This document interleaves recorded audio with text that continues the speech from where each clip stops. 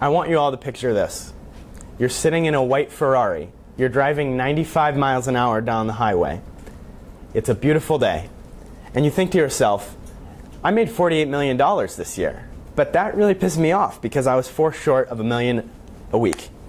If you love movies as much as I do, you would recognize that as the iconic opening quote from the Martin Scorsese film, The Wolf of Wall Street.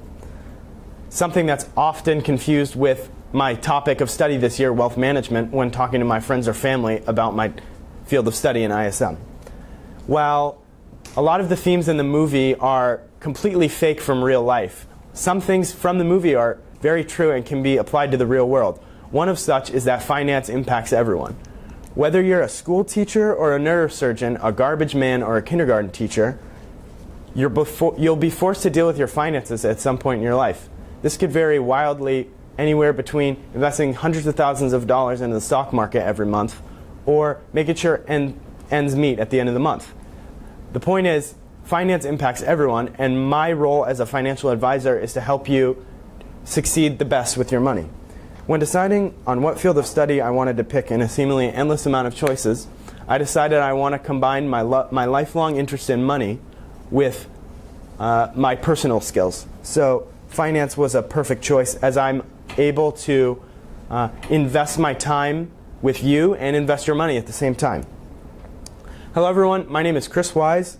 I'm a junior here at Frisco High School and I'm in the 11th grade. This is my first year in the ISM program.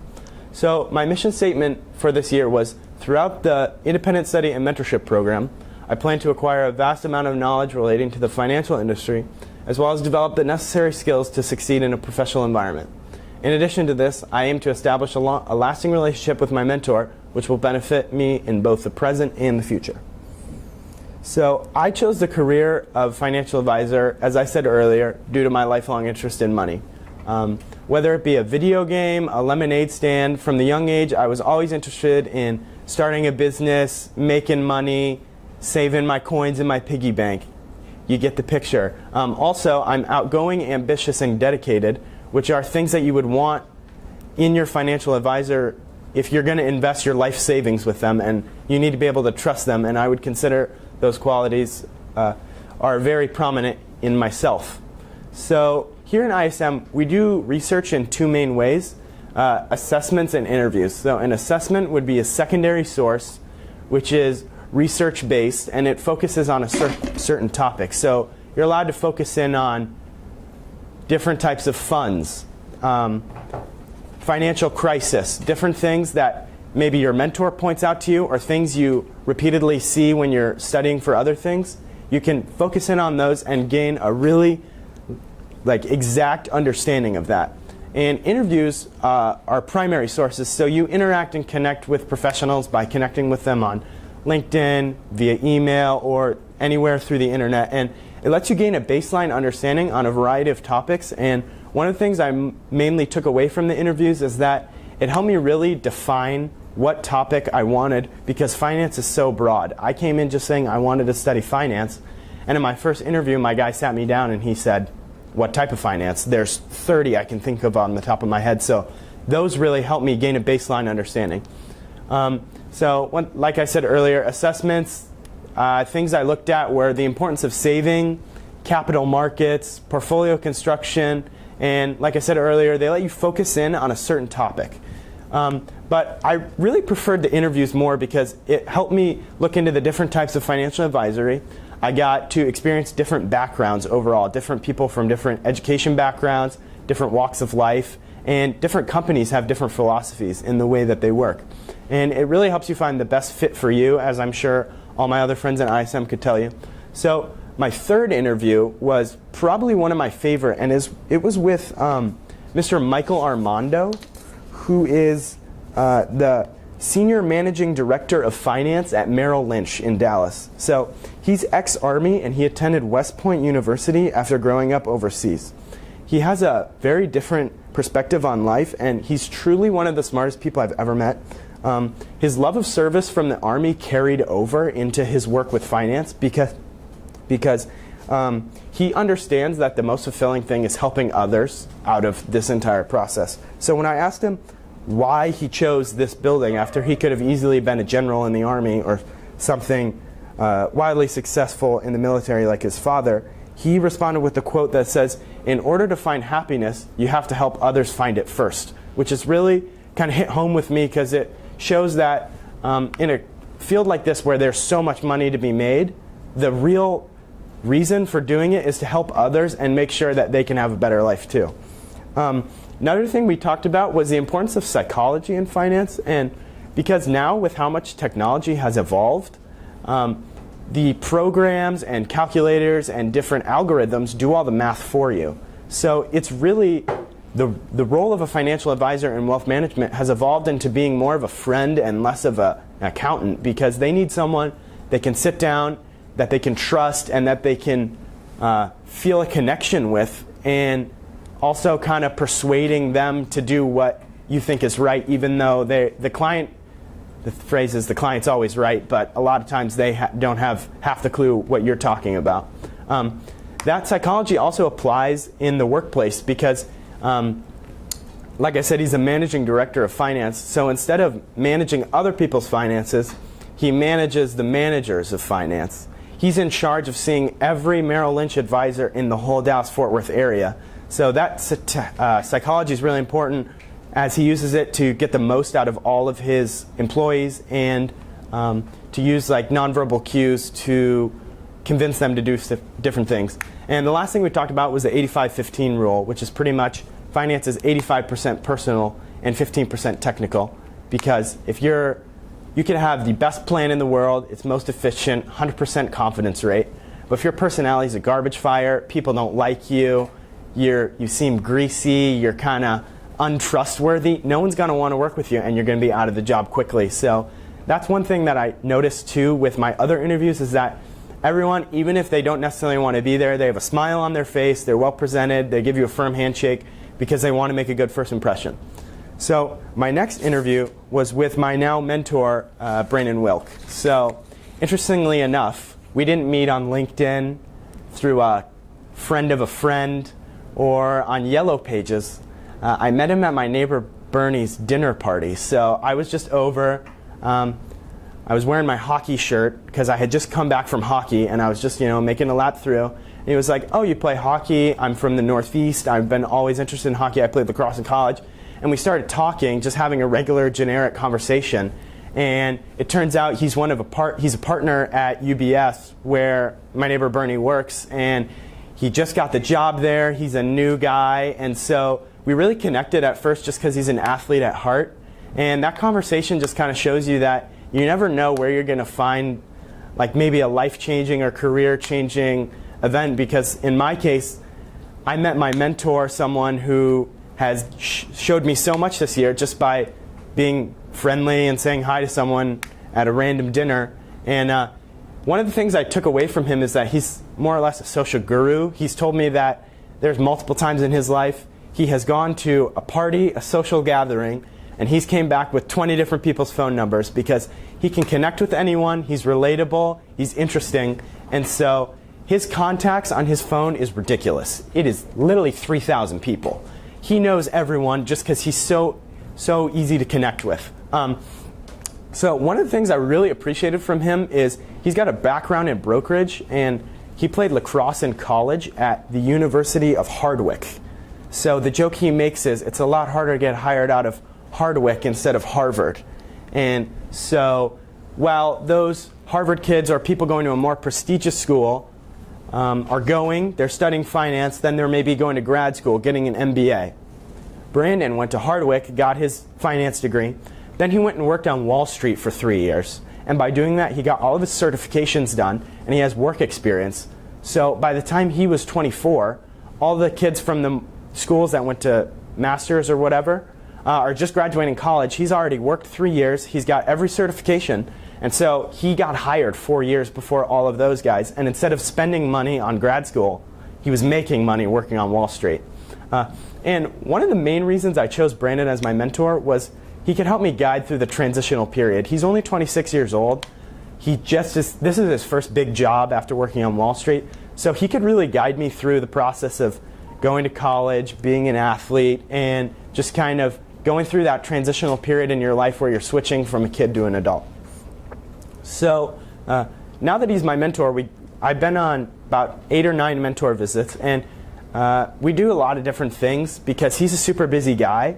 One of the things I really like about him is he takes his time out of the day to meet with me and just me. He spends his time on me and not me sitting in the background while he's filing emails away or something. So things we'll do is tour of the office, and like I said, he likes to give me a look at everyday life. So if you're studying brain surgery, for example, in ISM, and you go in to witness a brain surgery, that's awesome, that's great experience, but that's not what you do every day. That's maybe a once a week thing, whereas other days you're making phone calls, doing checkups, stuff like that. So he wanted to show me average day, this is what goes on in the office, this not to dramatize or sensationalize the whole career. So one of the things that we've had problems with where I couldn't sit in on a meeting is there's legal issues with me shadowing because it's like client confidentiality, and so they just said I was a friend of the family, and I was able to learn a lot this year working around those legal issues, so that was fortunate for us. And one of the things I'm most grateful for the program, and that is ISM, is it's provided me future opportunities because as we've grown our relationship with Brandon, like I said in my mission statement, next summer he wants me to go and intern there as a full-time intern, and that's something that I've gained just because of, like I said, talking to him at a dinner party, and now we built our relationship through ISM, and that could lead me to a job in the future. So that's one of the things I'm really thankful for. So after we kind of got a feel for each other, we started to work on our original work. And so our original work, we decided to compare 9 various financial profiles at different current assets and risk profiles to show the importance of saving at a young age so that you're forced to not take as many risks and you have more money in retirement. So the constants, all of these things were the same in our 9 different profiles. So everyone was age 50. That was kind of limited by the program, which stinks because we would have liked to see how much it impacts starting at a younger age. And they're all going to retire at 67. So they all have a savings of $50,000, and their desired yearly spending in retirement is $200,000. So these are big name clients, but that's what we decided to do. So the variables, they all have different variables. They're either going to be conservative, moderate, or aggressive, and their current assets that they have saved are either $750,000, $1 million, or $1.25 million. And so those variables mix and match to make the 9 hypothetical profiles. And it just kind of shows you the significance of risk taking. So as you can see, the people with the higher savings and the higher risk profile get a higher achievable spending. So you're probably asking, what is risk profile? Well, it's a different combination of bonds, stocks, and cash. And so an aggressive will rely more in stocks, whereas a conservative will rely more in bonds. So what are those things? Bonds are investment strategies that seek to provide capital, income, and preservation. So they are safe investments that you're not going to make a ton of money on, but you're not going to lose any money on. Stocks are investment strategies designed with a focus on capital appreciation. So I'm sure you all know how the stock market works. You invest in companies and hope that their value goes up, and then you can sell for a greater value later on. And cash is, as you can see, less than 1% of plans because that's focused on liquidity and short-term investments. That could be things like a house, investing in gold, or just having straight cash in your bank. So we looked at how you can close the gap, because in the financial profiles we found that if you're 50,000 and you're saving conservative, you are going to be way short of your retirement goal. And the most ideal situation is by having more money, you're able to take less risk. So it's safe, and you're going to end up with the more than enough money in retirement. So how can you close the gap? You can work longer, which is the least likable one, because no one wants to work longer than they have to. But obviously it's another year adding to your savings instead of taking out. You can have more realistic goals. So this may be adjusting your plan to saying, oh, okay, 200,000 in retirement, that's really unrealistic. Maybe 150 now. And so that may be a hard pill to swallow for some clients, but that's just the cards you've been dealt or the choices you've made early on in your life. You can invest differently, so you can shift your plan. For example, like when the economy went bad for a lot of people in 2008, they had to shift their plans to more aggressive so that their money could be good by the time they retire. And the one key that he really brought in was changing simple lifestyle habits. So by not spending $6 a day on a Starbucks coffee, it adds up to being $20,000 a year if you save the $650 over the course of several years. Or maybe we go on one last vacation, things like that. By changing simple lifestyle habits, you can really set the rest of your life up a lot more comfortably. So keys to take away from my original work were save early and often. That people with more money saved at a young age turned out to have a lot more money by the time they retired, just because it grows exponentially. More saving and more work leads to less risk. So by working longer or saving more, living more inside your means, you're going to have to take less risks later in your life. Simple lifestyle habits lead to major change. You always have to be able to adapt to situations, like I said. Adapt the scenario, maybe adjust your plan or adjust your lifestyle. And work in the benefit of your client, because I could easily say we're going to invest all the way in these stocks here where I'm going to make a bigger percentage of that, but it may not be the best for your situation. So moving into my final product, one of the things we kind of struggled with the final product is something different in wealth management versus other things is you can only help one person at a time. Whereas if you made a website like Mackenzie made where it could impact thousands of people, financial plan impacts one person. But one of the things I really liked about doing my final product, which is a full in-depth financial profile, is that it's not, like I said, not sensationalizing the field of study that I'm doing. It's something you do for every client you've ever had your entire career. It's not making it something that it's not, but it's also giving you great experience for in the future and going into college. So going into our final product, I'm going to pass this around if you guys want to look at it. Here you go. It's a full in-depth financial profile with all of a sudden disaster strikes. So we got to adapt the profile now. And the main thing that carries over from the original work to the final product is the importance of saving at a young age, because as you're going to see into the simulation, it turns out to have a really big impact. So let's talk about the profile. We got two people. They're completely the same. Chris Wise and his wife, Selena Gomez. So they have the same earnings and they buy the same things at the exact same time in your life, but the savings is the only difference. So there you can see, there's Chris, 26 years old, employed, makes $110,000 a year. Selena, she's a homemaker, So that's that. We're citizens living in Texas. So here's our purchases. So just some basic things that are our needs, we said, just to make it easier for the sake of the plan. So we have 2017, we're buying our first car. Then we're buying our home 10 years later, first home. Then we got a kid going to college. And another kid, a couple years later, he's headed off to college too. We promised our daughter a wedding, so she's got to have super nice wedding. It's in the Bahamas. But then we have the major health issue strike, which turns out to be a serious issue, life-altering event. And then you got your health care and your basic retirement. So we're going to live $90,000 in retirement, a real, modest life. That total spending for the plan, just under $4 million. So here's like a graph interpreting the expenses, so you can see how some things kind of start to stack, and that's where your life can kind of spiral out of control. So, for example, here we're paying for college. That's a $40,000 investment, and then all of a sudden, oh no, we got a health crisis, and now you're spending upwards of almost $400,000 that you weren't prepared to spend. So it shows the importance of saving, like I said.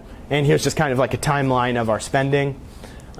So what's the difference, you're going to ask, between these two identical people? So they're going to start saving both at 26. They're going to max out their 401k, and then they're going to start saving. So they both saved their 100% of their salary. They both saved $110,000, like I said.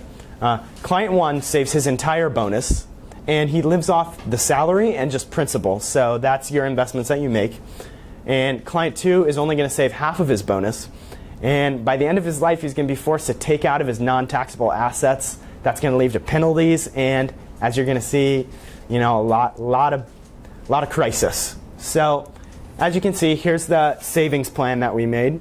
So, client 1, he's the good guy in this situation. From year 1, he's saving $10,000, and every 2 years we had it double, just assuming that he's kind of like ascending through the ranks of his job, and then he kind of plateaus out here. Maybe he's, at a president or whatever. But this guy, he only saves $5,000. Maybe he's, spending more. They're going on vacations. He's a member at a country club now. And, his saving, as you can see, is half of whatever this guy's is at any given time. But then all of a sudden, disaster strikes. It's a massive expense for 3 years. Major health issue hits the family. So as you can see here, this is kind of client 1. As you can see, here's his portfolio value. So when he first starts, he's got $6,000 in his bank account. And he buys his car, so he's got $6,000. He's working his way up. He buys his home. He gets down kind of low. And, he's here, here, here. This is where the major health expense strikes, right here. And you can see, because he's saved from his entire life and his bonus, he's got $2 million. He's not worried about it.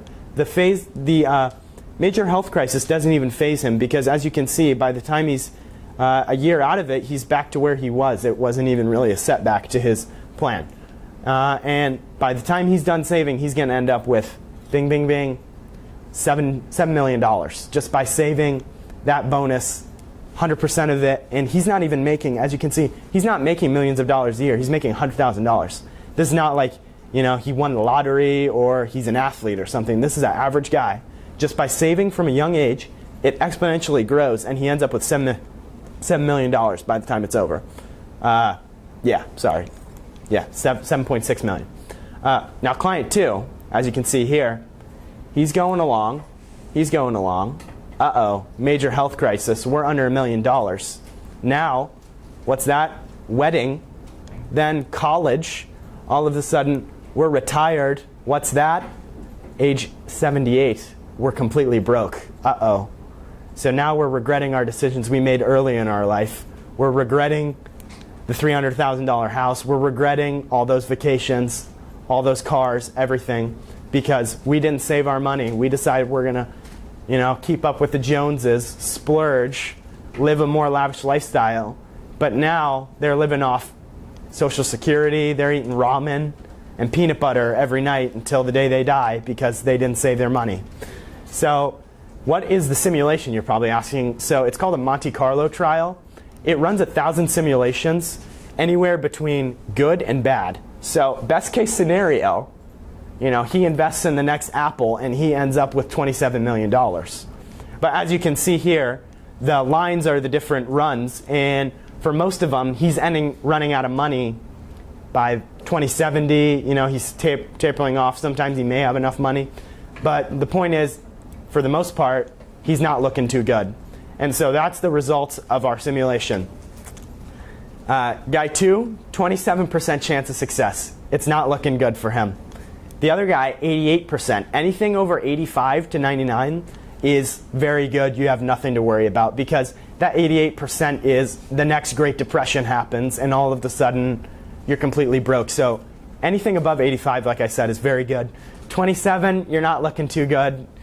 We're going to have to really alter the life. So we had to adapt the scenario for the second guy, obviously, because we can't have our client going broke. That's not a good look for our firm and for my reputation.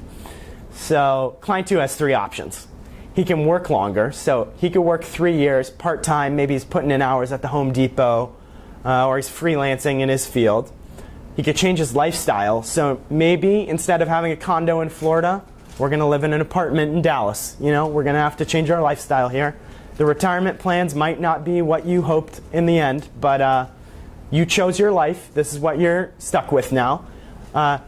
We really wanted to show that in a situation like that where you're completely broke, you're at a point of no return where you can't save more aggressively, or you're going to end up in even more debt by taking these risks. So we just had him work 3 years longer, and we managed to get it up to about 60%. And what we define as risk at UBS is how much is fixed equity versus not equity. So by risk, you may think, oh, we're going to invest in all these companies, hope one gets big. But it's really, no, we're going to put our money in a hedge fund versus in shared bond. And so that's just the main thing you should take away from this. The guys are the exact same person. One guy saves $10,000 extra at the age of 27, and he ends up with $7 million, and the other guy is completely broke. He's dipping into his 401k, and it's just, that's all you need to take away from this. Moving in the final thoughts. The difference between a successful person and others is not a lack of strength, not a lack of will, not a lack of knowledge, but rather a lack of will. This is a Vince Lombardi quote, and it kind of guided me throughout my whole journey this year in ISM, because it showed me that you don't have to be the smartest person to work in this field. You don't have to be the son of someone and know someone. You just have to be able to be nice to everyone, and no one's going to be able to outwork you, and you're going to be successful in this field. So you just got to work to the best of your ability and work with like-minded people in your field, which is something I took away from that. At Brandon's office, everyone is working the entire time. They're collaborating with each other, and as a result, they're all benefiting from each other instead of being a lone wolf and trying to steal clients from each other. They work as a unit, even though it's like an individual career. And the main thing I would like you to take away from this is apply your studies to your own life. I'm not saying that you're going to go broke or you're going to end up with $7 million, but I'm saying that you should take a note of your savings as soon as you get out of college, because it can have a drastic impact for the rest of your life. So as I close today, I would just like to ask you, what can you do to get better? What can you do to save more, to change your lifestyle for the better, or to set your career up better for the future? I'd like to thank everyone here who came out to my presentation. I'd like to thank my mentor, Brandon, for all of his help, my family, my teacher, Coach Goff, and everyone that's been along for the ride and supported me throughout this. I couldn't have been more thankful for the program this year, and I hope you all have a lovely evening. Good night.